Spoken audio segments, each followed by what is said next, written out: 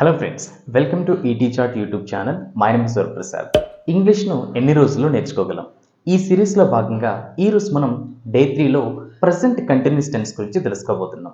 చాలామంది ఈ present continuous టెన్స్ని సింపుల్గా ఈజీగా ట్రీట్ చేస్తుంటారు. బట్ ఈ ప్రజెంట్ కంటిన్యూస్ టెన్స్కి 2 డిఫరెంట్ యూసేజెస్ అయితే ఉన్నాయి. ఈరోజు మనం ఫస్ట్ యూసేజ్ గురించి ఎక్స్ప్లెయిన్ చేసుకొని నెక్స్ట్ డే 4 క్లాస్లో ఈ ప్రజెంట్ కంటిన్యూస్ టెన్స్ యొక్క అనదర్ యూసేజ్ గురించి తెలుసుకుందాం. ఈ ప్రజెంట్ కంటిన్యూస్ టెన్స్ని మనందరికీ తెలిసినట్లే ఎలాంటి సిచ్యువేషన్లో ఇచ్చేస్తామంటే we use this present continuous tense to talk about the action which is happening at present or by the time of speaking. అంటే మనం ప్రస్తుతం మాట్లాడుతూ ఉన్నటువంటి సందర్భంలో ఏదైనా ఒక పని జరుగుతూ ఉంటే, సింపుల్గా చెప్పాలంటే ప్రస్తుతం జరుగుతూ ఉన్నటువంటి పనులను ఎక్స్ప్లెయిన్ చేసే సిచ్యువేషన్లో, ఎక్స్ప్రెస్ చేసే సిచ్యువేషన్లో మనం ఈ ప్రజెంట్ కంటిన్యూస్ టెన్స్ అయితే యూజ్ చేయాల్సి ఉంటుంది. సో ఫ్రెండ్స్, ఇప్పుడు మనం ఈ ప్రజెంట్ కంటిన్యూస్ టెన్స్ యొక్క positive question, negative question, WHPQ and YNQ స్ట్రక్చర్స్లోకి వెళ్ళిన తర్వాత ఫర్దర్గా ఎగ్జాంపుల్స్లోకి వెళ్ళి డీటెయిల్గా ఎక్స్ప్లెయిన్ చేసుకుందాం. Now structures.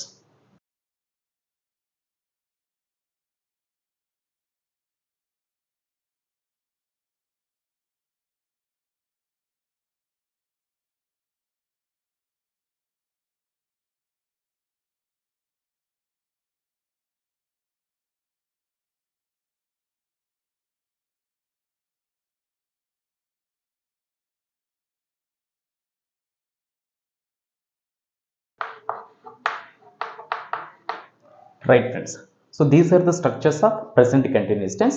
సో ఈ స్ట్రక్చర్స్లో మీరు నోటీస్ చేసినట్లయితే పాజిటివ్ అండ్ నెగిటివ్ స్ట్రక్చర్స్లో మనం ఆల్రెడీ ప్రీవియస్ క్లాస్లో డిస్కస్ చేసుకున్నాం. ప్రతి పాజిటివ్ అండ్ నెగిటివ్ స్ట్రక్చర్లో doer of the action subject అనే వాళ్ళు బిగినింగ్ వస్తారు. సో ఇక్కడ subject. Next if you notice here am is are. ఈ యామ్ ఈజ్ ఆర్ అనే ఈ వర్డ్స్ మనం ఏమంటామంటే హెల్పింగ్ వర్బ్స్ అంటాం. ఆల్రెడీ మనం డే 1 క్లాస్లో ఈ హెల్పింగ్ వర్బ్స్ గురించి డిస్కస్ చేసుకున్నాం. Subject am is are, main verb అనేది V4 ఫామ్లో ఉంటుంది because this is a continuous tense. Main verb అనేది V4 ఫామ్ ఉంటుంది అండ్ ఆబ్జెక్ట్ ఏమైనా ఉంటే at the end of the statement అయితే రాయాలి. Next positive question am is are, subject V4 and object. Next negative subject am is are not. So every negative structure or స్టేట్మెంట్లో మనకు ఈ not అనే word, negative word అయితే use చేయాల్సి ఉంటుంది. Helping verbs తర్వాత subject am is are, not, V4 main verb and object. Next negative question am is are, not, subject V4 and object. WHPQ WH am is are, subject V4 and object. And YNQ Y am is are, not, subject V4 and object. So ఈ విధంగా మనకు structures అయితే present continuous టెన్స్లో use చేయాల్సి ఉంటుంది. మరి Telugu action words అనేవి ఈ ప్రెజెంట్ కంటిన్యూస్ టెన్స్లో ఎలా ఉంటాయి? రైట్, చూడండి, ఈ ప్రెజెంట్ కంటిన్యూస్ టెన్స్లో తెలుగు యాక్షన్ వర్డ్ పాజిటివ్లో చేస్తున్నాను అనేది మనం ఎక్స్ప్రెస్ చేయాలి. అండ్ పాజిటివ్ క్వశ్చన్లో చేస్తున్నానా, నెగిటివ్లో చేయడం లేదు, నెగిటివ్ క్వశ్చన్లో చేయడం లేదా. అండ్ WHPQ ఎందుకు చేస్తున్నాను, ఏం చేస్తున్నాను, ఎక్కడ చేస్తున్నాను, ఎలా చేస్తున్నాను. అండ్ లాస్ట్ YNQలో ఎందుకు చేయడం లేదు. సో ఈ విధంగా అయితే మనకు తెలుగు యాక్షన్ వర్డ్స్ని మనం ఈ ప్రెజెంట్ కంటిన్యూస్ టెన్స్లో యూజ్ చేయాల్సి ఉంటుంది. అండ్ ఇక్కడ మీరు నోటీస్ చేసినట్లయితే ఈ సబ్జెక్ట్ తర్వాత ఉన్నటువంటి ఈ యామ్ ఈజ్ ఆర్ అనే పాజిటివ్ హెల్పింగ్ వర్బ్స్ అండ్ ఈ సబ్జెక్ట్ తర్వాత ఉన్నటువంటి యామ్ ఈజ్ ఆర్ నాట్ అనే నెగిటివ్ హెల్పింగ్ వర్బ్స్ని ఏ సబ్జెక్ట్స్తో యూజ్ చేయాలో మనం ఇప్పుడు తెలుసుకుందాం. రైట్, ఇక్కడ ఈ యామ్ అనే హెల్పింగ్ వర్బ్ను ఐ అనే సబ్జెక్ట్ వచ్చినప్పుడు యూజ్ చేయాలి. దీని గురించి ఆల్రెడీ మనం డే 1 క్లాస్లో డిస్కస్ చేసుకున్నాం. బట్ అగైన్ మనకి ఇక్కడ ఈ స్ట్రక్చర్లో ఈ హెల్పింగ్ వర్బ్స్ వచ్చినాయి కాబట్టి ఏ హెల్పింగ్ వర్బ్ని ఏ సబ్జెక్ట్తో యూజ్ చేయాలో అగైన్ ఒకసారి చూద్దాం. ఈ యామ్ అనే హెల్పింగ్ వర్బ్ను ఐ అనే సబ్జెక్ట్ వచ్చినప్పుడు, ఈజ్ అనే హెల్పింగ్ వర్బ్ను సబ్జెక్ట్స్లో he, she, it and any third person singular subject. Any third person singular subject వచ్చినప్పుడు మనం ఈ ఈజ్ అనే హెల్పింగ్ వర్బ్ అయితే యూజ్ చేయాల్సి ఉంటుంది. And here we have another helping verb are. ఈ ఆర్ అనే హెల్పింగ్ వర్బ్ను సబ్జెక్ట్స్లో we, you, they and any plural subject. If we get any plural subject then we need to use the helping verb are. So ఈ విధంగా మనకున్నటువంటి yam, is, are అనే helping వర్బ్స్ని ఈ I, he, she, it and all subjects తోటి different helping వర్బ్స్ని అయితే use చేయాల్సి ఉంటుంది. And ఈ ప్రజెంట్ కంటిన్యూస్ టెన్స్లో ఒక పర్టికులర్ తెలుగు స్టేట్మెంట్ ఉంది అని, ఇంగ్లీష్ స్టేట్మెంట్ ఉంది అని, వాటిని మనం ఇంగ్లీష్లో కానీ తెలుగులో కానీ ట్రాన్స్లేట్ చేస్తున్నప్పుడు గుర్తుంచుకోవాల్సినటువంటి క్లూ వర్డ్స్ ఏంటో కూడా ఇప్పుడు మనం తెలుసుకుందాం. Right, clue words.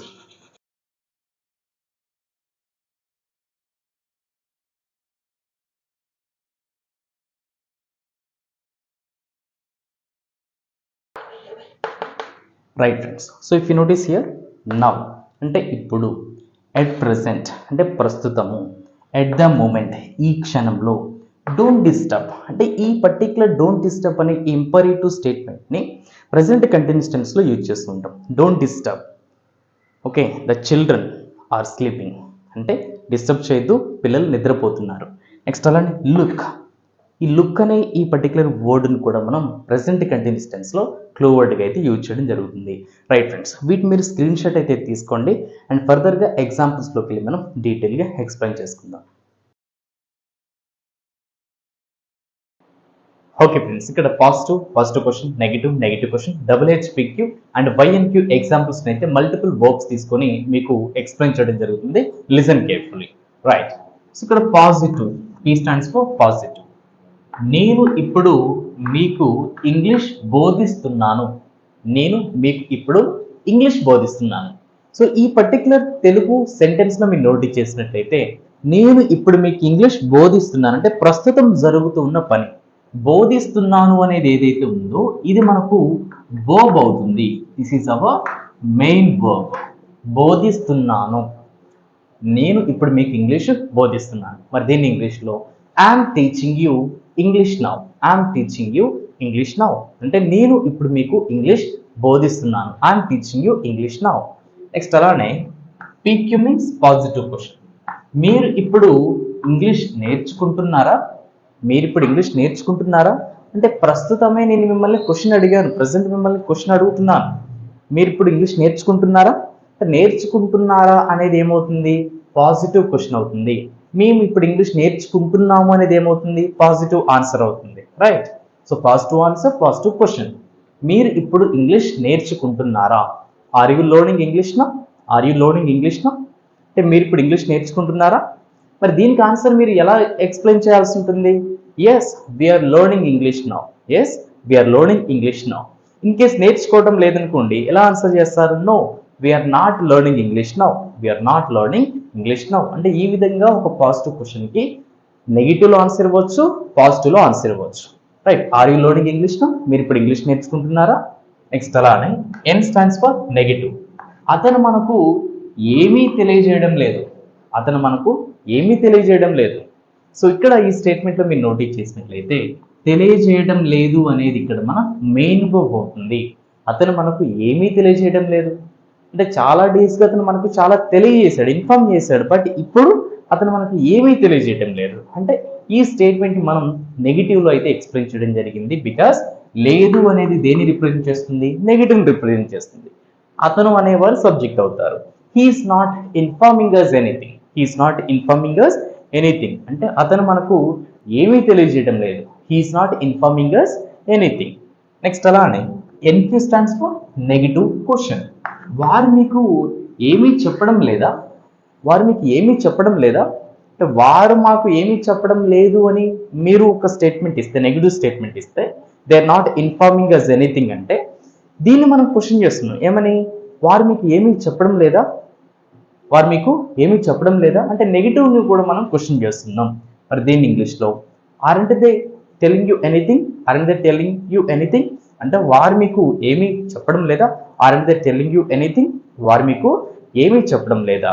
ఒకవేళ దీనికి ఆన్సర్ మీరు వారు మాకు ఏమీ చెప్పడం లేదు అని చెప్పేసి ఇవ్వాలనుకోండి, they are not telling us anything. They are not telling us anything అంటే వారు మాకు ఏమీ చెప్పడం లేదు అని చెప్పేసి మనం నెగిటివ్గా ఆన్సర్ చెప్పాల్సి ఉంటుంది.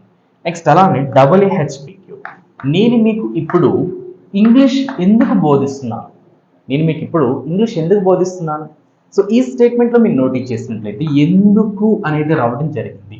ఈ ఎందుకు అనేది దేని రిప్రజెంట్ చేస్తుంది? వైని రిప్రజెంట్ చేస్తుంది. యాజ్ వెల్ యాజ్ బోధిస్తున్నాను అనేది దేని రిప్రజెంట్ చేస్తుంది? పాజిటివ్ రిప్రజెంట్ చేస్తుంది కాబట్టి ఈ వై తర్వాత మనం పీక్యూ స్ట్రక్చర్ అయితే యూజ్ చేయాల్సి ఉంటుంది. నేను మీకు ఇప్పుడు ఇంగ్లీష్ ఎందుకు బోధిస్తున్నాను? Why am I teaching you English now? Why am I teaching you English now అంటే నేను మీకు ఇప్పుడు ఇంగ్లీషు ఎందుకు బోధిస్తున్నాను? Why am I teaching you English now. Next అలానే వై అండ్ క్యూ, ఆమె ఇప్పుడు ఆ కంపెనీలో ఎందుకు పనిచేయడం లేదు?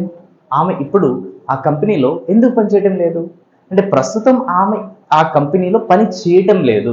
ఎందుకు అని చెప్పేసి మనం క్వశ్చన్ చేస్తున్నాం. ఎందుకు అనేది అగైన్ ఏమవుతుంది? డబ్ల్యూహెచ్ క్వశ్చన్ వర్డ్ వై అవుతుంది. అండ్ పని చేయడం లేదు అనేది దేన్ని రిప్రజెంట్ చేస్తుంది? లేదు అనేది నెగిటివ్ని రిప్రజెంట్ చేస్తుంది కాబట్టి ఈ వై తర్వాత మనం ఎన్క్యూ స్ట్రక్చర్ని అయితే ఫాలో అవ్వాల్సి ఉంటుంది. ఆమె ఇప్పుడు ఆ కంపెనీలో ఎందుకు పని చేయడం లేదు? Why isn't she working in that company now? Why isn't she working in that company now అంటే ఆమె ఇప్పుడు ఆ కంపెనీలో ఎందుకు పనిచేయడం లేదు. సో ఫ్రెండ్స్, మరి ఈ తెలుగు స్టేట్మెంట్స్ యొక్క ఇంగ్లీష్ ట్రాన్స్లేషన్ నేను ఎలా చేయగలిగాను? బేస్డ్ ఆన్ ద స్ట్రక్చర్స్ అంటే ఏదైతే మీకు ఈ ఎగ్జాంపుల్స్ బిఫోర్ ఎక్స్ప్లెయిన్ చేసినటువంటి స్ట్రక్చర్స్ ఉన్నాయో ఆ స్ట్రక్చర్స్ని బేస్ చేసుకొని ఇది పాజిటివ్ స్టేట్మెంటా, నెగిటివ్ స్టేట్మెంటా, పాజిటివ్ క్వశ్చన్, నెగిటివ్ క్వశ్చన్, డబ్ల్యూహెచ్పినా ఏంటి, ఆ స్టేట్మెంట్ ఏ స్ట్రక్చర్ని ఫాలో అవుతుందో ఆ స్ట్రక్చర్ని ఫాలో అవుతూ నేను ఈ స్టేట్మెంట్స్ని అయితే ఇంగ్లీష్లో ట్రాన్స్లేట్ చేయడం జరిగింది. సో మీరు కూడా ఒక తెలుగు స్టేట్మెంట్ని ఇంగ్లీష్లో ట్రాన్స్లేట్ చేయడానికి స్ట్రక్చర్స్ అనేవి ఒక మేజర్ రోల్ ప్లే చేస్తూ ఉంటాయి కాబట్టి స్ట్రక్చర్స్ని మీరు ప్రాపర్గా నేర్చుకోండి. As well as Telugu action వర్డ్స్ని కూడా నేర్చుకున్నట్లయితే మీకు ఈ ఫర్దర్గా మనం డీల్ చేసుకోబోయే ఈచ్ అండ్ ఎవ్రీ కాన్సెప్ట్లో కమాండ్ అనేది వస్తుంది కాబట్టి ఆ structures, Telugu action words, clue words మీరు ఖచ్చితంగా గుర్తుపెట్టుకోవాల్సి ఉంటుంది. ఓకే ఫ్రెండ్స్, ఇప్పుడు మీకు ఎక్సర్సైజ్ పర్పస్లో ఒక 2 ఎగ్జాంపుల్స్ అయితే ప్రొవైడ్ చేస్తున్నాను. ఈ 2 ఎగ్జాంపుల్స్ యొక్క ఆన్సర్స్ మీరు కింద కామెంట్ బాక్స్లో కామెంట్ చేయండి. అండ్ మీరు చాలామంది ఏం చేస్తున్నారంటే పాజిటివ్లో ప్రొవైడ్ చేస్తే పాజిటివ్ ఆన్సర్స్ మాత్రమే మీరు నాకు కామెంట్లో ప్రొవైడ్ చేస్తున్నారు. అలా కాదు. సో ఈ విధంగా పాజిటివ్ క్వశ్చన్, నెగిటివ్ క్వశ్చన్, డబ్ల్యూహెచ్పిక్యూ, వైఎన్క్యూలో ఈ 6 టైప్స్లో మీరు ప్రొవైడ్ చేస్తేనే మీకు ఆ ఎగ్జాంపుల్స్ని 6 వేస్లో ఎలా ఎక్స్ప్లెయిన్ చేయాలనేది, ఎక్స్ప్రెస్ చేయాలనేది మీకు ఒక అవేర్నెస్ అనేది వస్తుంది. And that's it for today friends. ఈ వీడియో నచ్చినట్లయితే తప్పనిసరిగా లైక్ చేయండి, మీ ఫ్రెండ్స్ అండ్ ఫ్యామిలీ మెంబర్స్కి షేర్ చేసి మన ఈటీ చాట్ యూట్యూబ్ ఛానల్ని సబ్స్క్రైబ్ అయితే చేసుకోండి. Thank you friends, thanks for watching.